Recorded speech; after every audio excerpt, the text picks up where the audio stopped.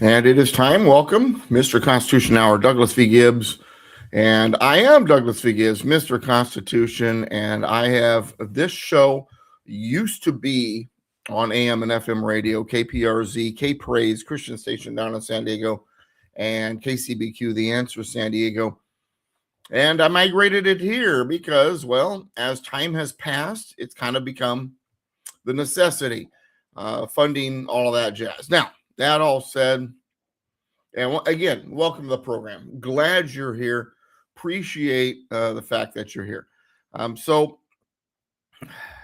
you know, I have a shirt that I like to wear, and on the front it has this, American logo, and kind of where the tiger would be on, or polo shirt, logo would be, and then on the back it's emblazoned with this American flag. And it has a simple message. If you can't respect this flag, I'll help you pack. And, it's one of the shirts. It's a very comfortable shirt, so I like to wear it for that reason. And sometimes I forget what's on my back. I got people coming up to me, hey, man, love your shirt. The response is always the same. People love it. Now, I don't remember ever seeing any frowns, upside down smiles there regarding it, but I'm sure there are. But for the most part, people love the shirt. They appreciate it and make comments about it to me because it speaks an undeniable truth. But in response, the left to that shirt will call you xenophobic, anti-immigrant, or worse if they see that kind of message. But this isn't about hate. It's about common sense. And, our society has been dangerously feminized. We've traded the grounded strength of a father for the nurturing embrace of a mother. Now, before the outrage mob descends, what are you saying about women, Doug? Hear me out. Women's instinct to nurture and lead with emotion has its place in the decision-making process. But without the balancing forces of logic, analysis, and pragmatism, traditionally masculine traits, we're flying blind. As the old saying goes, and I don't know how old this saying is or how many people actually use it, because it's kind of one that I've always kind of used. So I assume it's an old saying because I'm assuming other guys say similar things. Don't expect me to mother our son. That's what you're for. My job is to father him. Hey, and and I've had two kids, and I was much younger, and I tell you what, now knowing what I know today, the parental methods would have been very different. When you're young, you don't know as much, but what I'm saying there, when it comes to a man fathering the son, the mother nurturing or mothering him, and the problem is, and women do this. Once again, women, don't get mad at me now. I'm trying to be reasonable here. I'm just trying to tell the truth here. I know women are sometimes quick to, hey man, I get it. Hold on, both roles matter, but being decisive and willing to make hard choices isn't toxic masculinity. It's the backbone of successful civilization. When human nature reveals its flaws, we've got to have the courage to push aside what damages the whole. Oh, you have to understand, they were panicking, or they didn't, my wife was on with me last Friday's program, and we were talking about if someone's drowning, and you go out there to try to save them, and they're pulling you under the water too. And for a fact that if you continue to try to save their life, you're both going to die. You got to let them drown. You swim back. And she was just aghast. Well, you'd be up there panicking. And that's that womanly, emotion, feelings, nurture, whatever, this maternal kind of instinct. And that's fine. I get it. But you got to make the decision. If they're pulling me under the water, they're freaking out so bad that we're both going to die. I'm swimming back to shore. Well, it's cold, Doug. That's horrible. No, it means I want to save my own life. If I can't save both, I got to save me. I want to save both. I prefer to save both. I prefer to bring that person back to the shore with me. But if they're going to pull me under the water, if they're freaking out so bad that they're pulling me down and I'm going to die too, I'm letting them go. I'm swimming back on my own, by myself. And it takes courage to do that. That's hard. That's a hard decision. We have to make hard decisions in life and as a country. And, I think of the prodigal son from the Bible. Jesus tells this parable about this son. And he has the two sons, right? And the one son decides, I want my inheritance now. I want to do what I want to do. He's a problem probably in the household. And the father says, okay, here's your inheritance. Good luck to you. When the prodigal son rejects the family structure and believes himself to be above the rules, it's him in the world, then what's the right response? Let him go. Enabling his narcissism within the family only breeds more dysfunction. And that's what these Democrats really are. They're very narcissistic. They remind me of the prodigal son, but a modern version on steroids. And this narcissism within the family, be it the Democrats in the general political world or a child that's, so narcissistic, they got their, chest puffed out and, they know and you don't and whatever. And hopefully by the time they're 30 or 40 or 50 or 60 or whatever, they figure it out, hopefully. But and understand, you have to send him on his way. And if he never returns, so be it. It's like the drowning, if they're drowning and they're going to pull the whole family down, adios, man, hit the road. I hope the best for you. I love you, but you're not going to destroy this structure. That doesn't mean we don't love him. Doesn't mean we don't love our fellow Americans. We don't love people who believe what the Democrats believe. It means that we love the family enough, or our country enough in this case, to protect it from the destructive behavior. But if, like the biblical prodigal, he returns humbled and ready to operate within the family's rules, hey, welcome home. Open arms, right? America is facing that same choice right now. We have built a system of liberty that has created unprecedented prosperity and freedom. We have a right to preserve it. But we face two enemies. Those born here who despise our founding principles, and foreigners we welcomed with open arms. Come on in. If you're willing to assimilate, if you want to be a part of the American dream, let's do it. But though we welcome with open arms, they refuse to assimilate. And then they begin to work to transform America to the very systems they fled. And to them, I say, if you hate this country so much, why did you come here? The answer is simple. Either they fled something worse, or they came as invaders. If they came from something worse, then what are they complaining about? If America is so horrible, but where you came from is worse, then help improve it. Don't try to turn it into what you came from. But often that's who these people are. They don't believe that America is worse from where they came from. They believe America, or they do believe America is worse. Let me rephrase that. They don't like liberty. They believe in the centralized power for whatever reason, even though their eyes and their ears. I mean, look at the prosperity. Maybe they think the prosperity is a bad thing. It's a selfish thing. How dare America live better than everybody else? It's not right. And it kind of sounds like communism, doesn't it?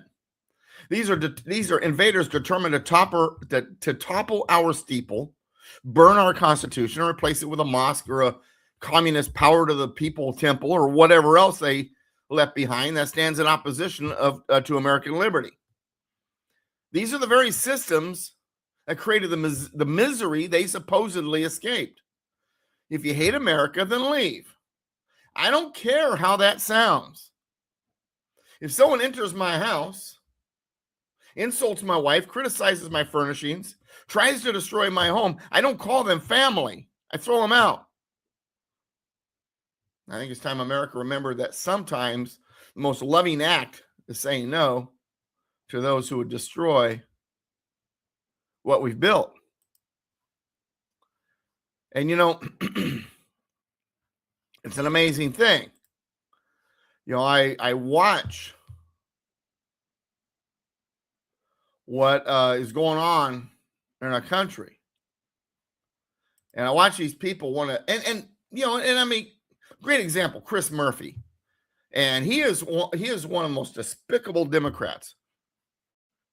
He's an American, I believe, born and raised and all that, New Jersey. And he's one of the more odious people in Congress. I think that's being nice. This was pretty recent. He was attacking the Department of Homeland Security during a hearing in which DHS head Markwayne Mullin, who used to be, senator, Murphy, who used to be representative from, I think, Connecticut, ridiculously claimed that the DHS was violating the law and the Constitution every day, which is truly ugly stuff, because Murphy doesn't care about all the good men and women he's smearing when he makes statements like that. He doesn't even understand the Constitution. Oh, you're violating the Constitution. All right. See, I'm waiting for someone to say which article, which section of the Constitution are we violating? Or if there is not an article or section, then why? Give me a breakdown. And hey, if we're violating the Constitution, we need to know. So go ahead, break it down for me. Where does it say or doesn't say in the Constitution? What is the constitutional, principle we're talking about here? And the thing is, the truth doesn't matter anyway. The reason why he does these kinds of things is because he and his fellow Democrats are desperate to attack Donald Trump, wrest power from the Republicans. Whatever they don't care if it's an unwarranted attack. They don't care if it's right. If they don't care if it's correct. They don't care if it's wrong. And what is awesome is Mullin is one of those who understands how to handle knuckleheads like Chris Murphy. So I'm going to read you the quote from Mullin's. The outlandish claims you made there is just flat wrong. You start saying we're breaking the law, and you really start looking at it, and we're enforcing laws that Congress did pass. That's reckless. When you say it's unconstitutional, what's unconstitutional? We swore to uphold the Constitution just like you swore. For you to throw my 275,000 employees underneath DHS with a broad stroke like that is reckless and irresponsible on your part. We're doing the job that Congress gave us the authority to do. And our men and women out there every single day is enforcing laws. If you don't like the laws, you can change them. Sounds like Trump with the when he was debating Hillary and she accused him of not paying taxes. He says, hey, I'm using the system you put there. You say I'm cheating the system. You're the one who put the law. You don't like it, change the law. But you won't, because it's that way for your friends. You're just mad that I'm using it too. But anyway, getting back to Mullin's response, we're not picking and choosing which laws to enforce. We're simply enforcing the law, period, full stop.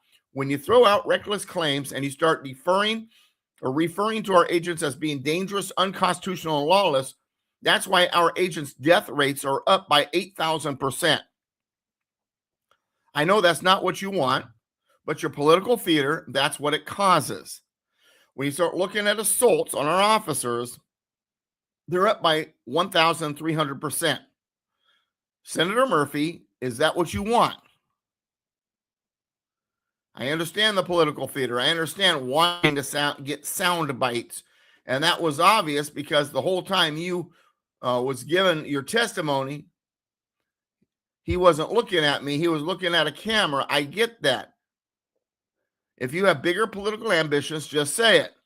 But don't do it at the expense of my officers.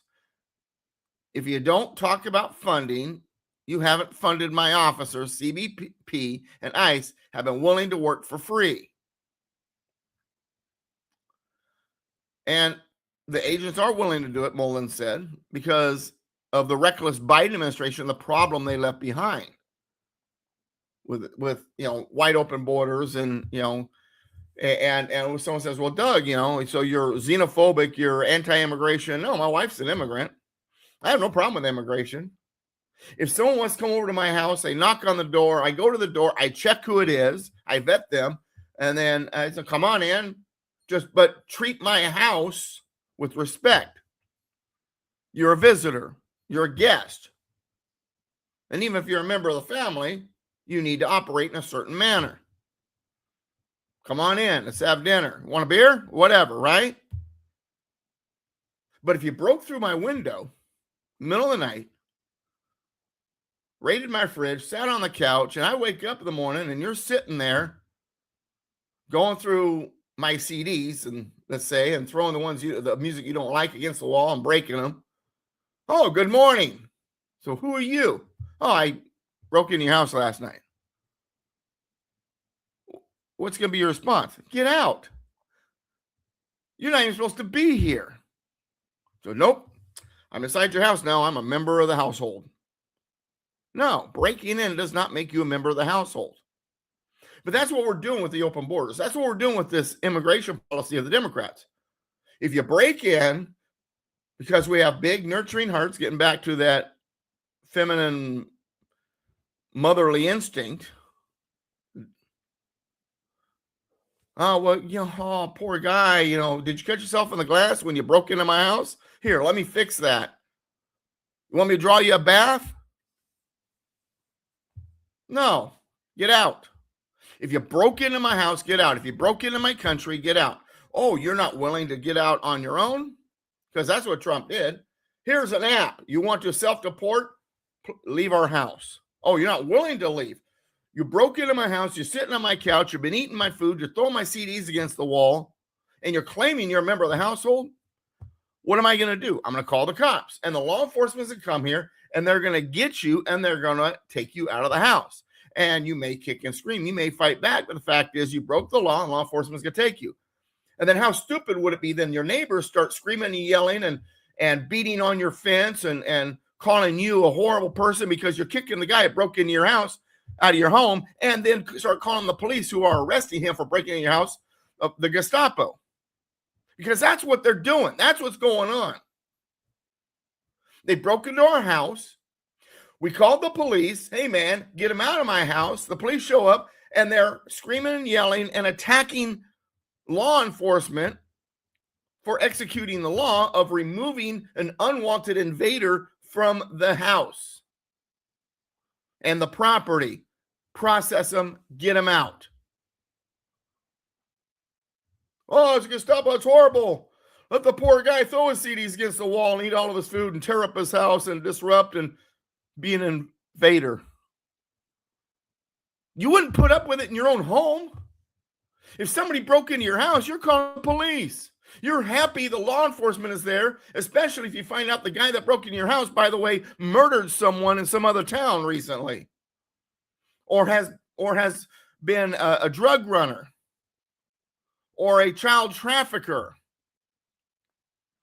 Bad enough they broke into your house in the first place. They need to be removed regardless of whether or not there's other crimes. To me, it's common sense here. That's what immigration is. This country is our house. The border is the door or the window. They slipped in. They climbed through the window. They jimmied the lock and entered through the door, whatever. They're not supposed to be here.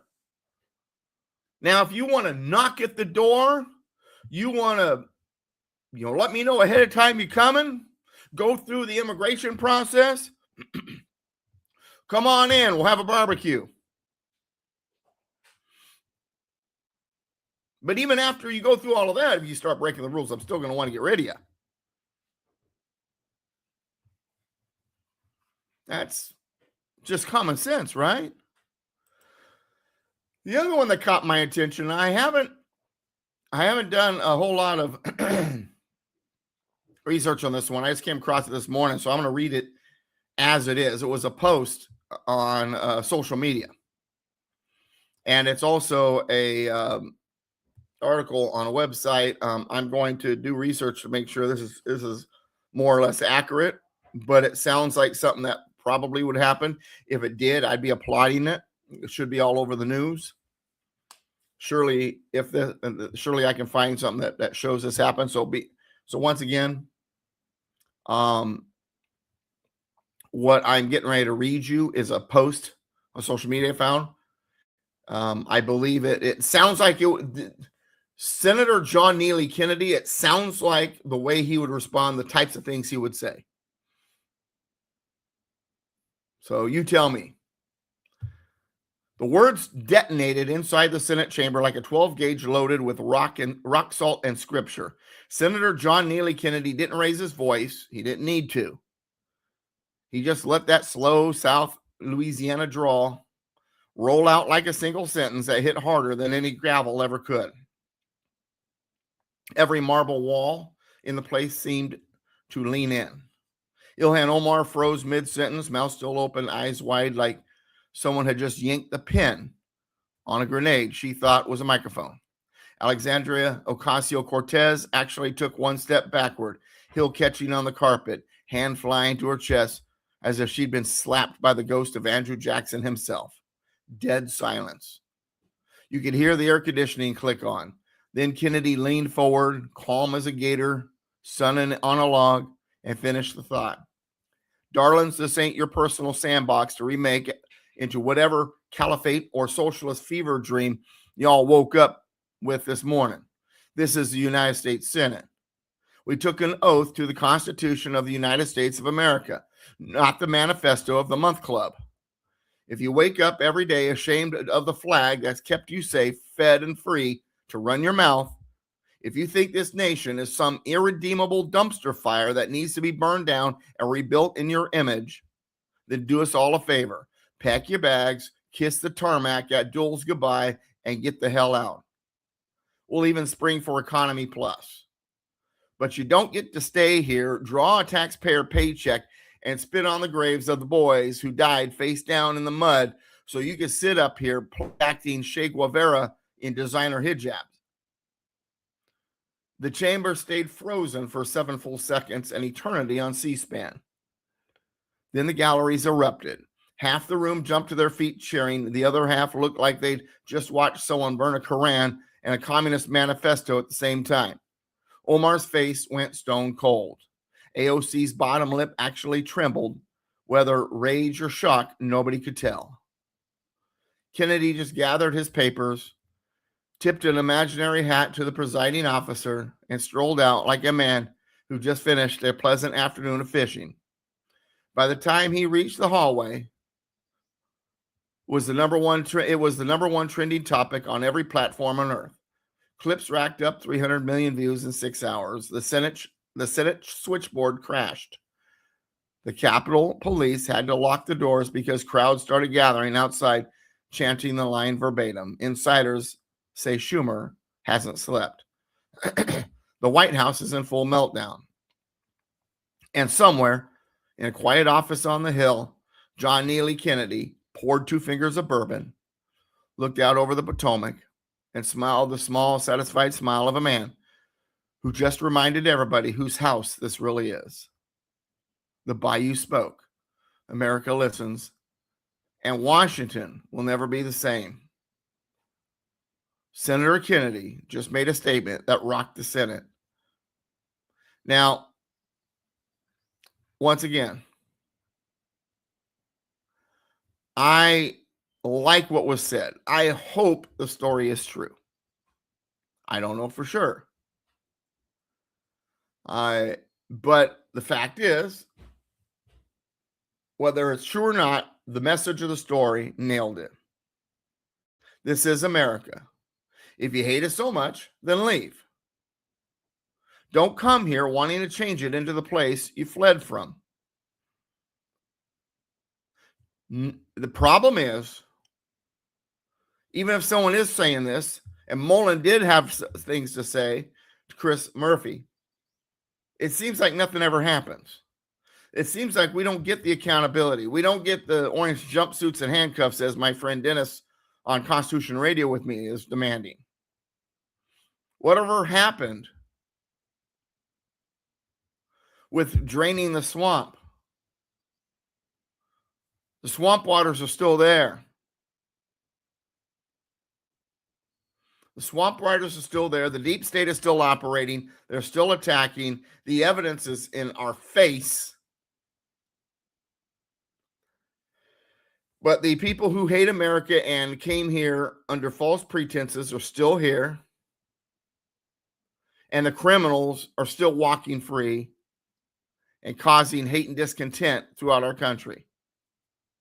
For some reason, Ilhan Omar has not been deported. Hasn't gone to jail. I am sure there's more reasons. I mean, look how they're trying to protect Plattner, and that guy's a real scuzzball. And I think a part of it is we see scuzz, we see wrong, we see immoral behavior, and they don't. Because it's all relativistic, and the ends justify the means. The ends justify the means. This is what we're up against. The ends justify the means. This is what we're fighting. And it amazes me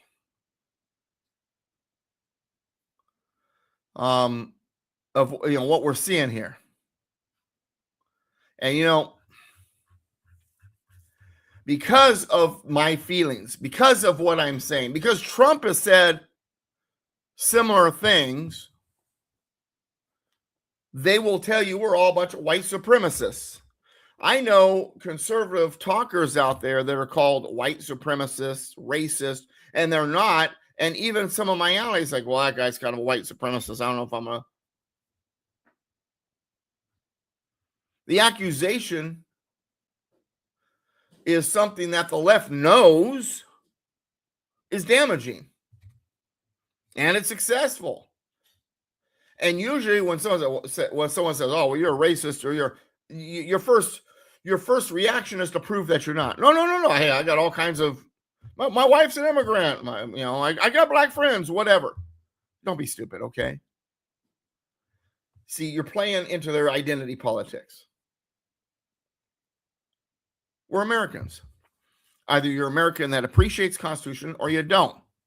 I really don't care what you look like, and I really don't care originally where you came from, foreigner or not. If you appreciate the Constitution, if you appreciate the American system of liberty and free market that it established, and you're willing to defend that, you're willing to stand up for it, and you want to participate in that, and you want to assimilate into that system, I really don't care if you're polka dot.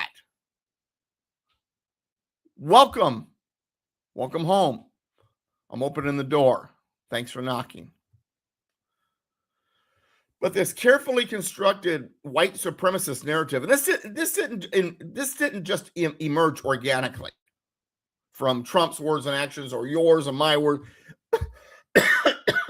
Excuse me. You got to understand that it runs deep in this country, right?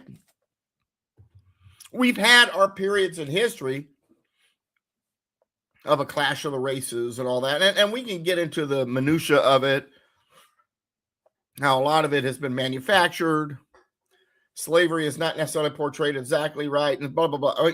We can get into all. I'm not going to get into that. The fact is, racism, white supremacy, there are pockets in our history in which that is present. Pockets of time and pockets of locations. And perhaps there are still people that are like that. I get that. But generally, the right avenue to take here is this is America being American. I really don't care about the identity politics.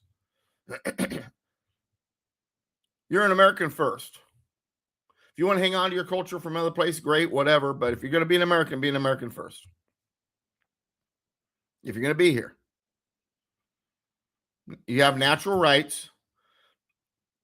All you have to do is ask for citizenship and go through the process.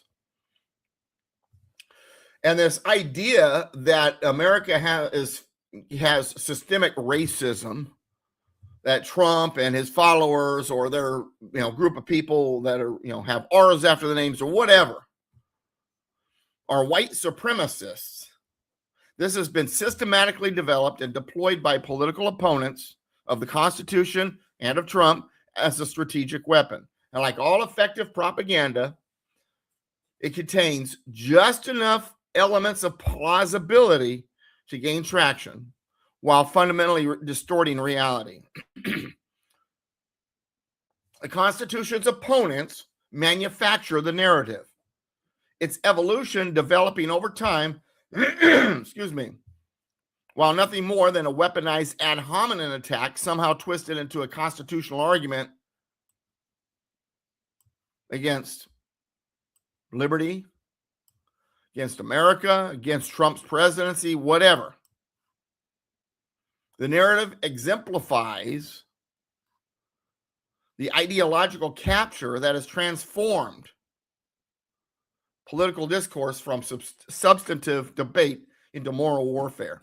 The history of slavery has been framed as America's great sin, and there is no argument that there's some truth to that. While it was a worldwide phenomenon and America's founding fathers were largely against slavery, setting into motion constitutional means to abolish it in Article 1, Section 9, the narrative echoing claims like those found in the 1619 Project have convinced many Americans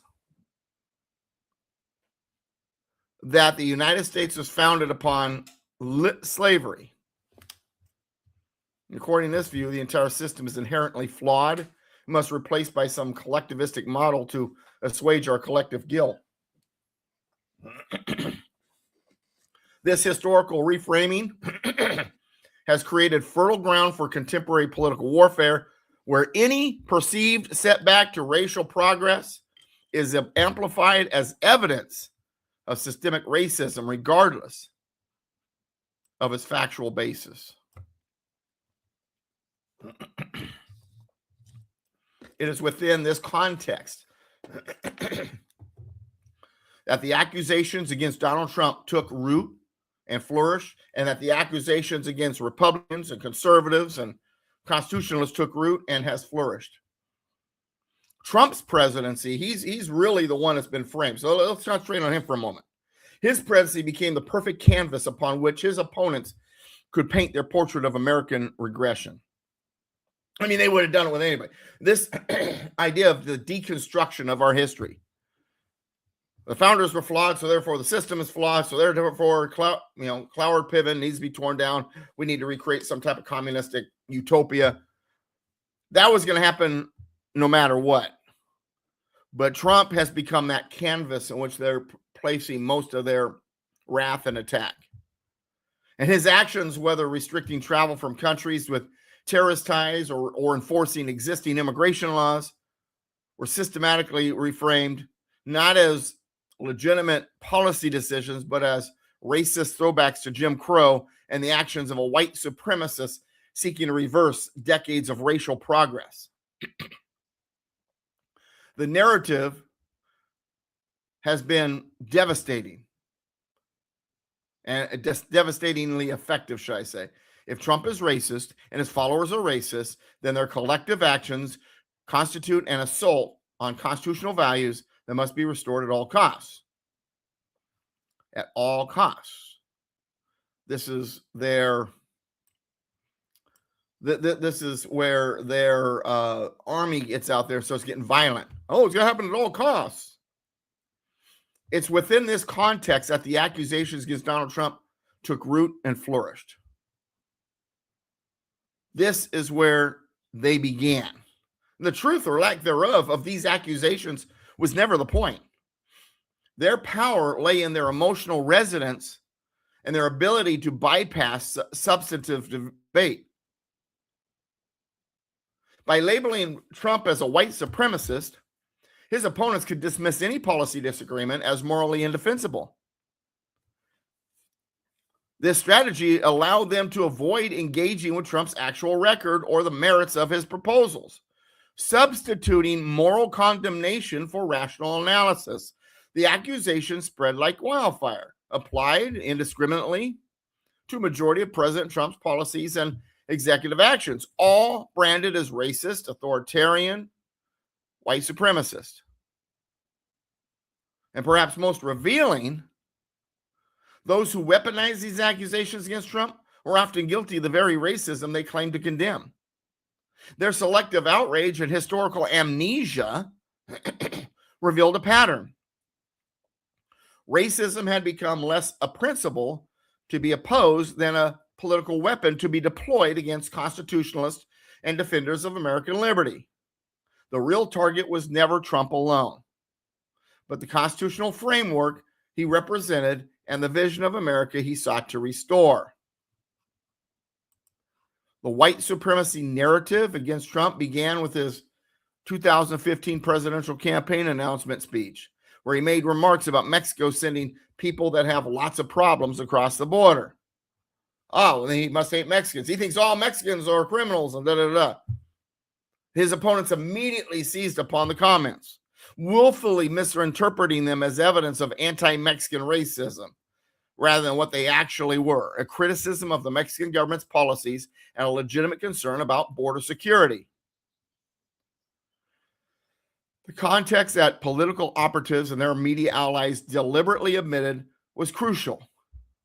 Trump was responding to a genuine crisis, uncontrolled illegal immigration that strained American resources and in some cases allowed criminals to enter the country. His solution was building a wall and securing the border, which is not racist but practical. Many Americans, including Hispanic Americans, supported these common sense measures. My wife, born in Mexico and an immigrant herself, responded to, on a positive note when Trump proclaimed he wanted to build a great, big, beautiful wall. She turned to me and said, that's my guy. She had been talking about building a wall for many years before Donald Trump emerged on the political scene. Nonetheless, the narrative by the Democrats was spraying. Trump was an anti-Mexican and by extension anti-Hispanic, which added to the list they were compiling about how racist Donald J. Trump was. The initial accusation was particularly effective because it tapped into pre-existing anxieties about demographic change while simultaneously providing Democrats with a convenient excuse to avoid addressing their own failed immigration policies. Rather than engaging with Trump's substantive arguments about border security, they could simply dismiss him as a racist, thereby sidestepping any meaningful debate on an issue where public opinion increasingly favored Trump's position. And with the Mexican narrative established, Trump's opponents expanded their strategy following his implementation of travel restrictions on several countries with known terrorist ties. And despite the fact that these restrictions affected countries from various regions and religious backgrounds, and despite the fact that similar policies had been implemented by previous administrations without accusation of racism, the narrative shifted to include anti-Muslim bigotry. And the term Muslim ban was deliberately misleading. The executive order was based on security concerns, not religious discrimination. It targeted specific countries identified by the Obama administration as security risks, not Muslims as a group. If Trump were truly anti-Muslim, why would his administration maintain strong relationships with Muslim-majority countries like Saudi Arabia, the United Arab Emirates, and Egypt? Why would he have received numerous endorsements from Muslim American leaders? The answer, of course, is that the accusation was never about the truth. The whole thing was about political expediency. By labeling Trump anti-Muslim, his opponents could appeal to both domestic constituencies concerned about religious freedom, international audiences wary of American exceptionalism. And the pattern was becoming clear. Legitimate policy disagreements were being reframed as bigotry to avoid substantive debate. And as the 2016 election progressed and Trump's presidency began, the accusations escalated further.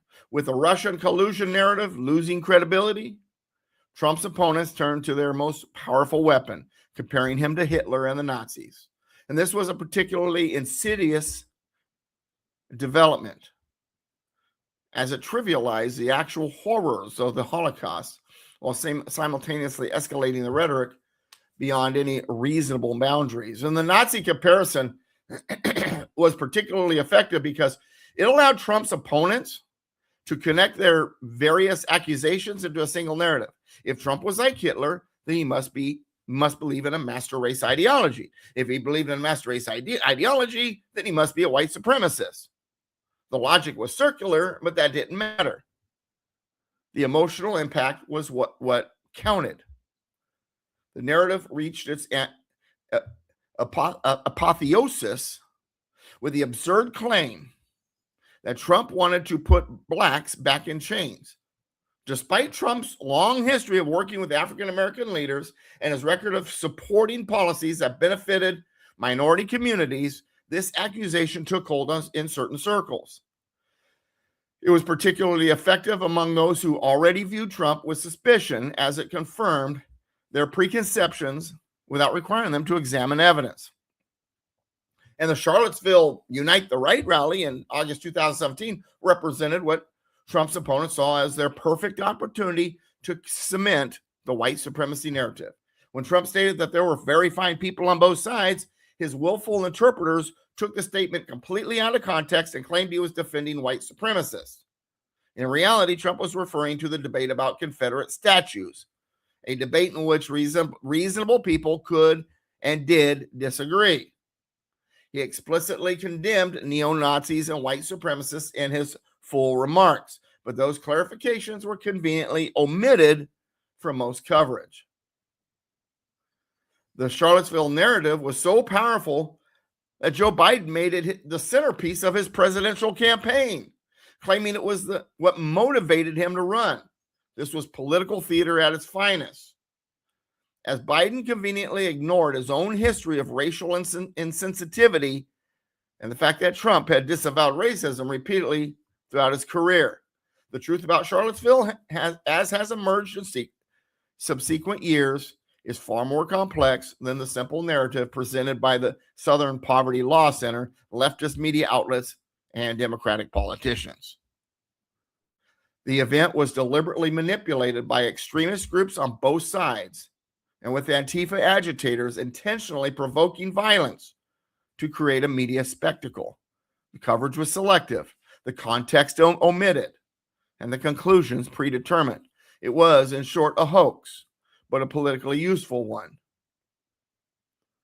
Perhaps the most insidious development has been the attempt to constitutionalize the white supremacy narrative.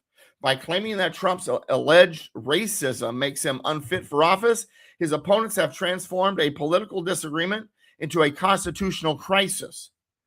This is a dangerous development, as it effectively criminalizes political differences and substitutes moral condemnation for substantive debate.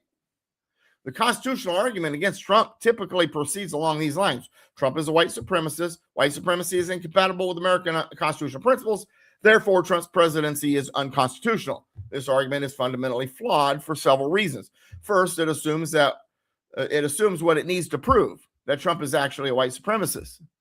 As we have seen, the evidence for this claim is thin to non-existent, consisting largely of willful misinterpretations and out-of-context statements. Second, it misunderstands the nature of constitutional governance.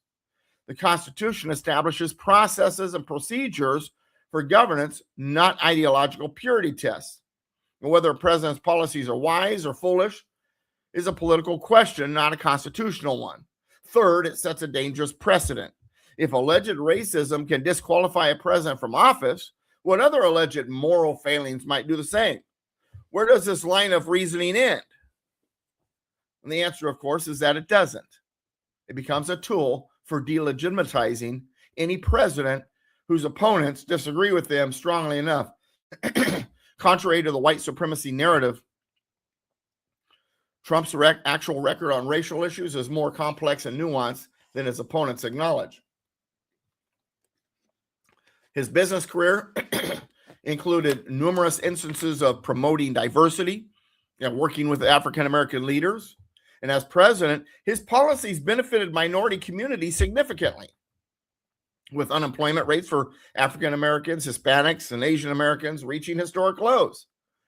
And then there's this one photograph, Getty Images copyright photograph, taken in 1988 at a Mike Tyson versus Michael Spinks fight at Trump Plaza, which shows Trump with Muhammad Ali, Don King, Jesse Jackson, and Al Sharpton. And it tells a different story than the one promoted by his opponents.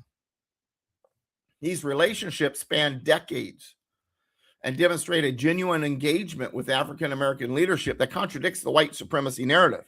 Trump received awards from African American organizations, was honored by Jewish groups despite claims of anti-Semitism, and appointed more minorities to high positions than many of his predecessors. Perhaps most tellingly, Trump's support among minority voters increased significantly during his presidency. If he were truly a white supremacist, why would African American and Hispanic support for him grow? The support is that these communities recognized what his opponents refused to acknowledge. Trump's policies were benefiting them, regardless of the rhetoric deployed against him.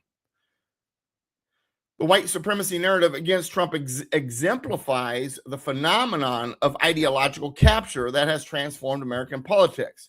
When institutions become ideologically captured, they lose the ability to distinguish between legitimate criticism and partisan attack, between truth and narrative, between evidence and assertion. The media's role in this process has been particularly troubling. Rather than investigating Trump's actual record and reporting facts, many outlets became amplifiers of the white supremacy narrative, selectively quoting Trump, omitting context, and treating accusations as established facts. Rather than practicing the art of journalism, these political ideologues pushed a leftist advocacy disguised as reporting. Similarly, academic institutions and think tanks produced numerous studies and analyses confirming Trump's alleged racism, often using methodologically flawed approaches that started with the conclusion and worked backward. The Southern Poverty Law Center, once a respected civil rights organization to mainstream media and among leftist political circles, became essentially a partisan operation, labeling anyone who disagreed with progressive orthodoxy as a hate group or extremist. This ideological capture created a feedback loop in which accusations of racism became self-justifying. The more Trump was accused of racism, the more his opponents saw evidence of racism in his actions, regardless of what those actions actually were. This is the essence of moral panic, a phenomenon in which rational analysis is replaced by emotional condemnation, and complexity is reduced to simplicity. And the false white supremacy narrative against Donald Trump finds its most sophisticated expression in the Hegelian dialectic method, a formulaic approach to social engineering that has been perfected by modern leftist movements.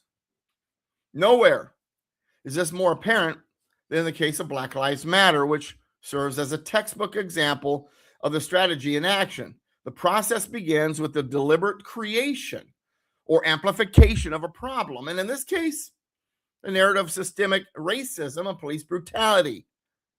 This problem is then framed as a crisis requiring immediate action with emotional appeals and selective evidence used to create a sense of urgency among the public.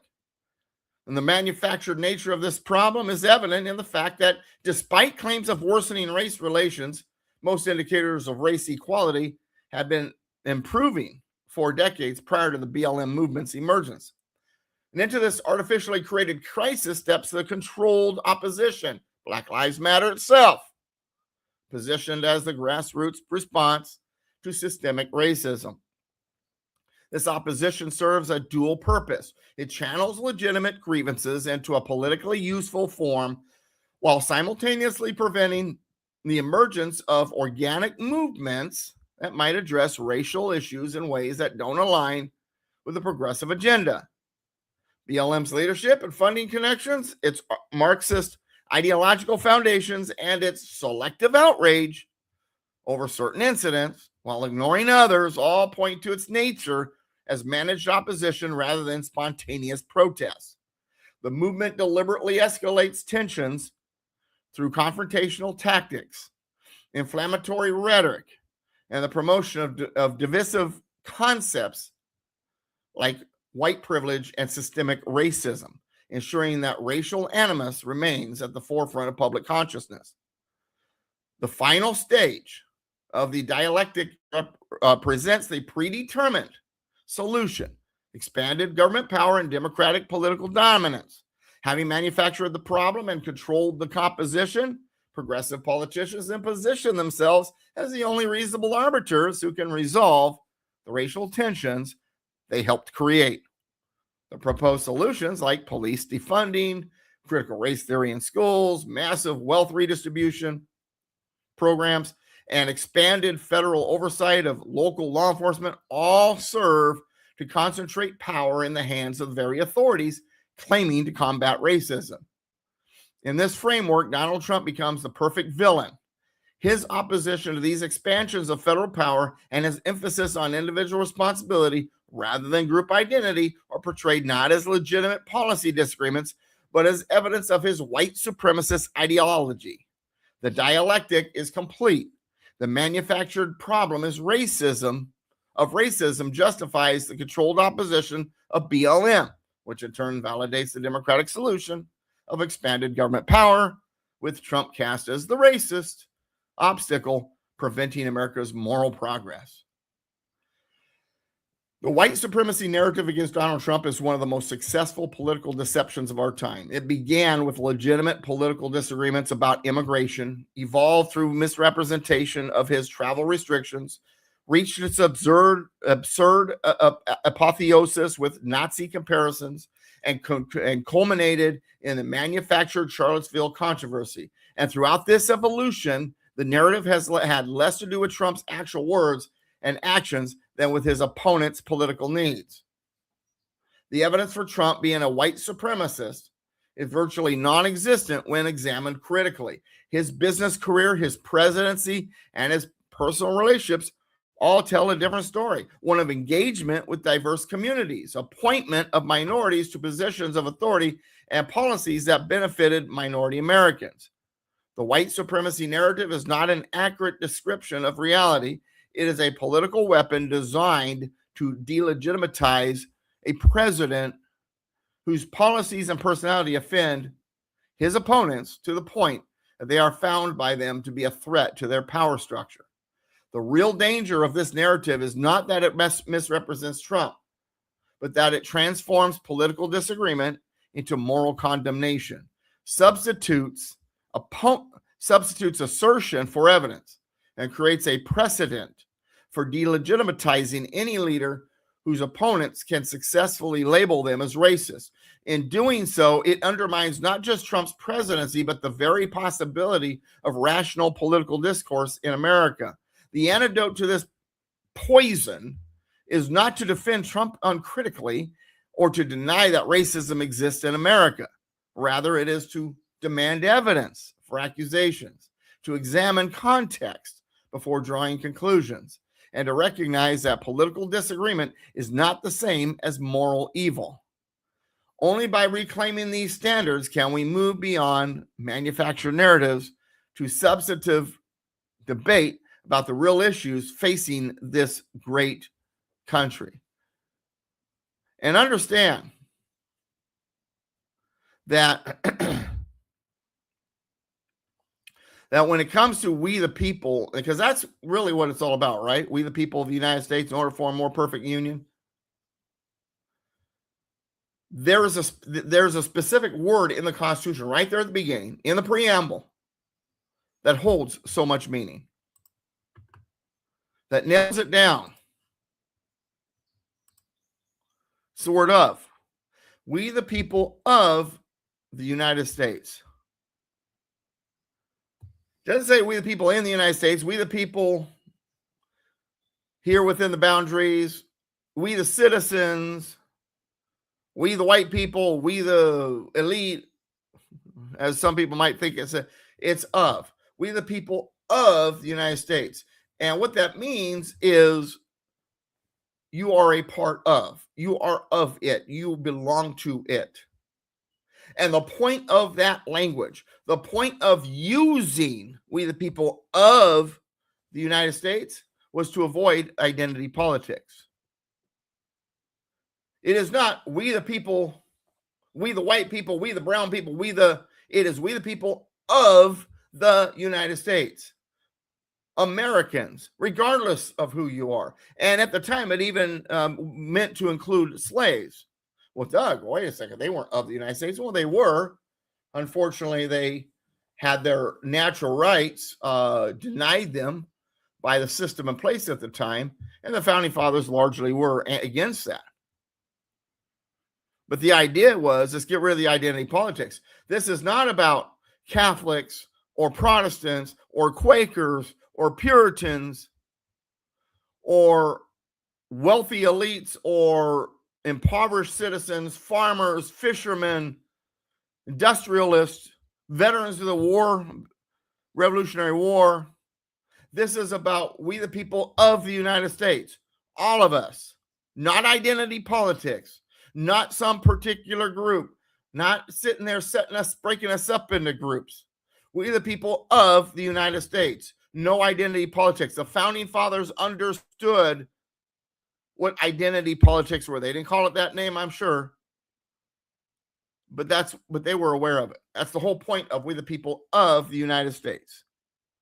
And they could have segregated things into pieces like they did in Britain. When the Magna Carta was created, it was the barons who created the Magna Carta. And originally there was going to be we the barons, us the barons, we want our... They got to realizing that it encompassed more people, so they instead substituted barons for freemen. But even then, it was identity politics. But the words were different in the Constitution. They didn't say we the free men of America, or we the white elites, or we the people who hold property and vote or whatever. It's we the people of the United States. No identity politics. Well, Doug, they were a bunch of racists. No, they weren't. Slavery was around. Yes, it was. It was a worldwide phenomenon. And it was an economic necessity at the time that they hated. And that's why in Article 1, Section 9, they began the process to get rid of slavery by outlawing the Atlantic slave trade as of January 1st, 1808. And they also encouraged the states to get rid of slavery with a 3/5 clause. Oh, wait a second. No, Doug, they were saying that a black person is 3/5 of a person. No, that's not what it says. It says that if you are a slave state, if you have a slave population, the slave population counts as 3/5 when it comes to apportionment.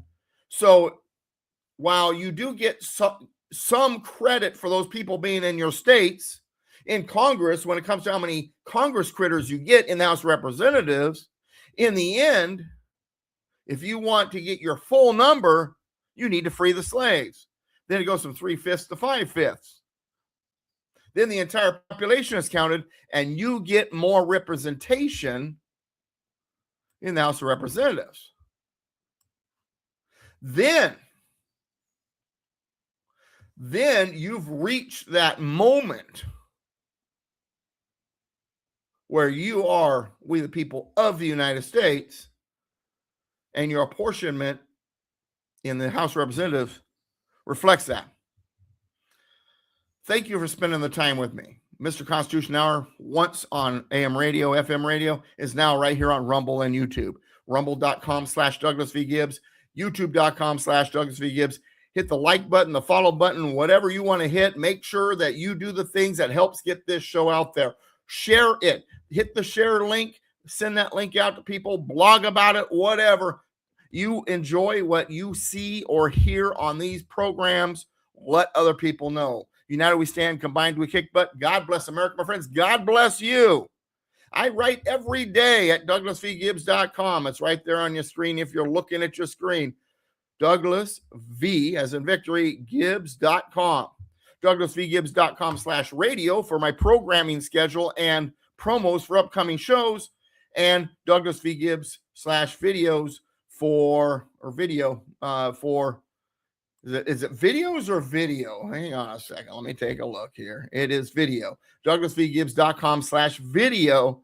And once these things are out there, as soon as I get them on the site, they are there. So all past episodes of all of my shows are right there at DouglasVGibbs.com/video. As for my books, we're still working on the book page. I have 11 of them. Number 12 is on its way. What I discussed when it came to white supremacy and Trump being accused of it, that is one of the chapters of my upcoming book. If you're like, oh, that was good, I wish I could share that, buy the book when it comes out. It's coming out in a matter of weeks. The Constitutional Presidency of Donald J. Trump. Thanks for spending the time. We'll see you next time. God bless. And please be safe and stay constitutional. Bye-bye now.